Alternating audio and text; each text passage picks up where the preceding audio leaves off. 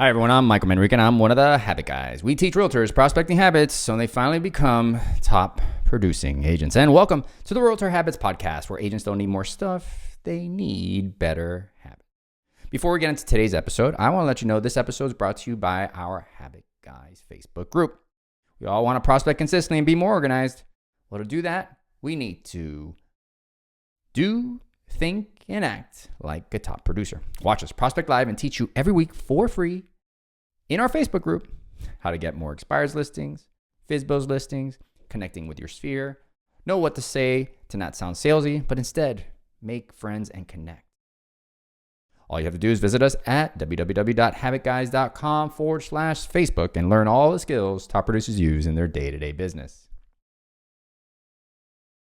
If you know anyone that can gain value from this podcast, please do us a huge favor and share it with them. We're here to help as many realtors as possible, and we appreciate your help to do so.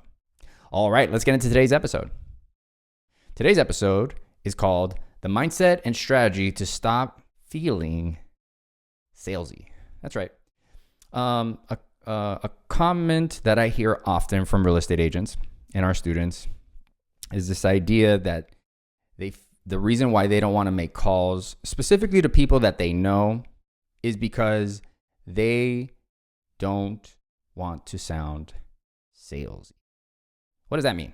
Well, according to Google, salesy is a term used in the business world for a salesperson who sells aggressively and superficially. The high-pressure salesy approach often makes the prospect uncomfortable and unresponsive.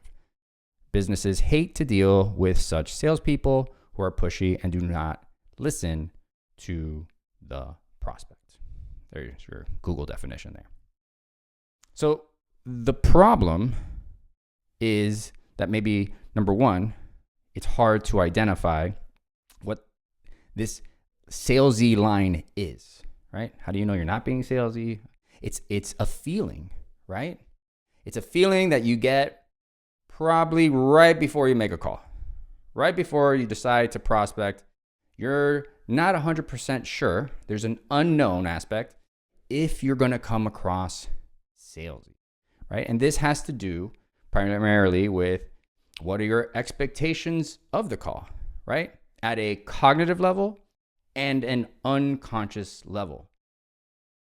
And I'm going to get into that in just a moment and make sense of that because I know that's very high level. So what is your mindset going into a call?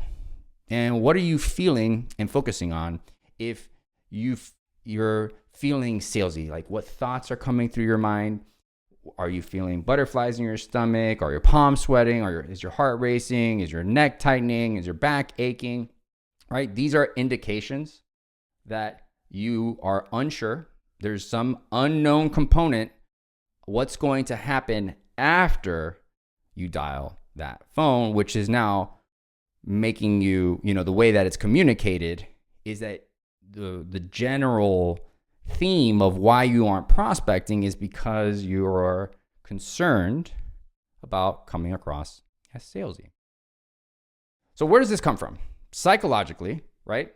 It's important to understand that our brain remembers either the peaks in our specific situations, like prospecting, and the end of that situation, okay? Our memory doesn't recall the entire experience. So I bring this up to kind of reflect back on what I stated, right? That your expectations going into the call at a cognitive level, meaning you making decisions and problem solving and taking action, right? That's at a cognitive level. And then at the unconscious level. So at the unconscious level, the way our brain's formulating our experience to continue to prospect is it's looking at the past experience, it's recalling the peak experience, positive or negative, and then the way that we end that experience, right? You've probably heard similar stories tied to going on vacation. Why do we feel so great before going on vacation? And then for most people, when we come back from a vacation, our memory of the vacation isn't as high, and they do this with surveys, right? It's not as high, it's not as positive, if you will, as it is after the vacation. And it's because of the way that our brain recalls the experience. So now let's apply this knowledge to prospecting. If you have a script, if you've been taught, right? If you've been guided to say certain things, and when you hear no as an adult, right? When you get rejected, which is going to happen, right? How does that make you feel? Is that a peak experience that essentially determines how you react to prospecting in the future? Furthermore, and the answer is yes for most of you that aren't prospecting consistently. Furthermore, how do you end a call, right? So when they say no to you, is that the last conversation that you have? Do you just say, oh, okay, I'm sorry, sorry to bother you, have a great rest of your day? Is that what you say? You say something similar like that? Like you don't have anything else to do?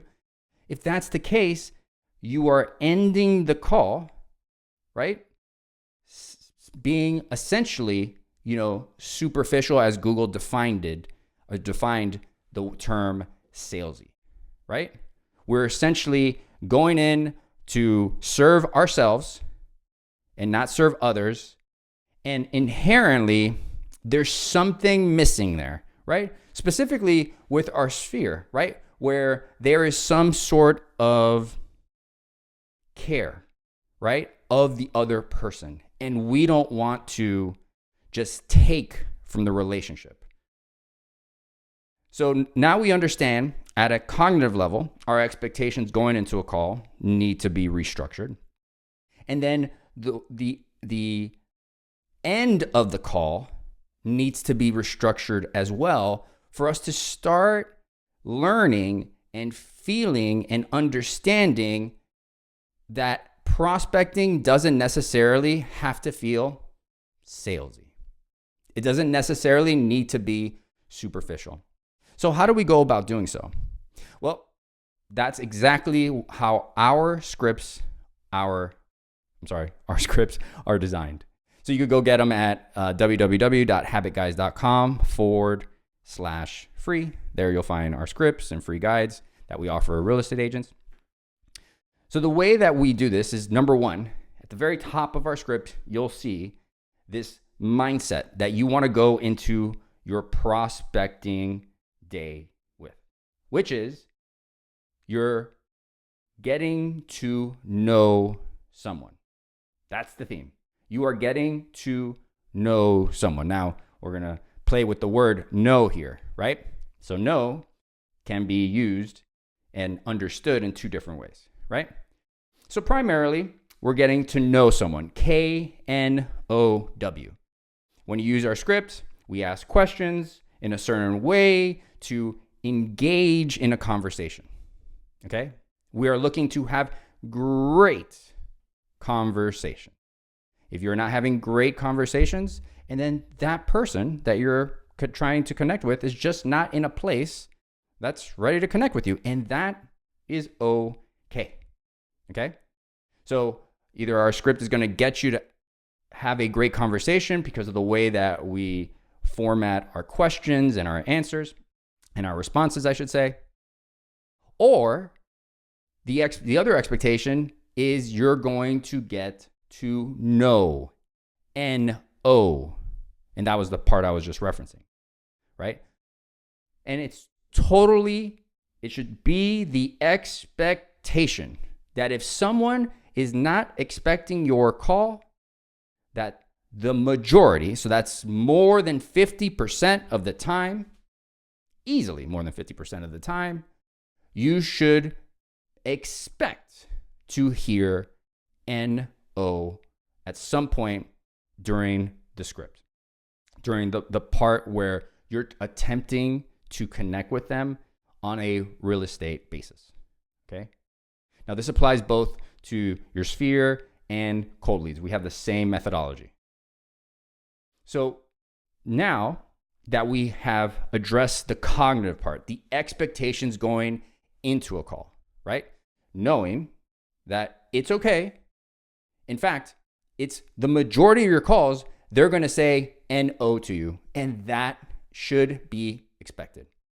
Okay? That should be expected. Now, the words that we use are coming from a place of connection, not coming from a place of trying to be superficial or aggressive. In fact, we provide the illusion that the person on the phone is in control when using our script. So they're allowed to exit the call whenever they want.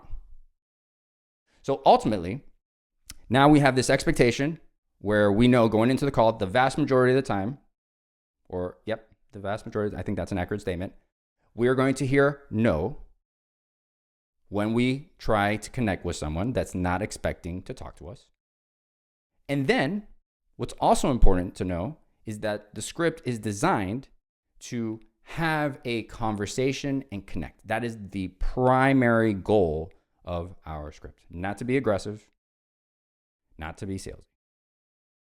Now, so now the peak moment isn't going to be as impactful because our expectation going in is going to be like, oh yeah, they said no.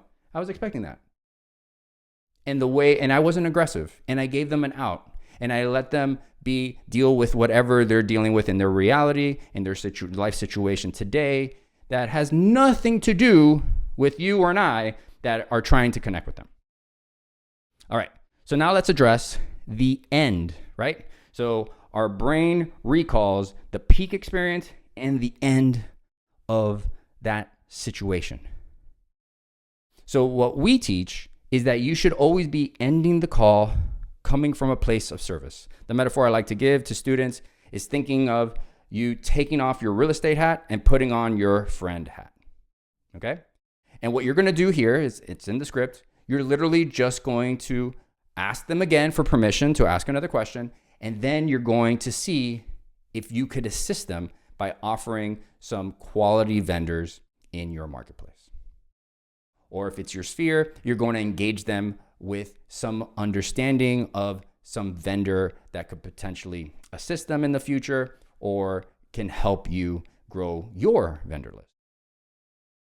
And this is so important because we go from hearing no and ending the call and that being the last thing that we remember, and that feels awkward, disappointing, some negative connotation. We could all relate to that.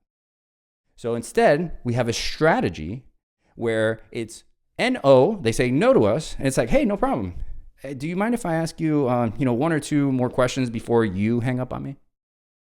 And then we get into the vendor request or question or coming from a place of service, treating them like we care about them, like a friend. And at the end of the day, when you end that conversation, you know that you did everything you could to actually help that individual. You can feel certain that you did everything in your power based on that situation in that moment in time to attempt to connect and maximize that opportunity. So there you have it. So the solution so we talked about the mindset and the strategy to stop feeling salesy. It's all in our scripts. You get it for free. Go to habitguys.com/free. Again, that's habitguys.com/free. In closing, here is the missing piece to your business. It's accepting that when you know better, you do not necessarily do better. You do better when you change your habits. Let us help.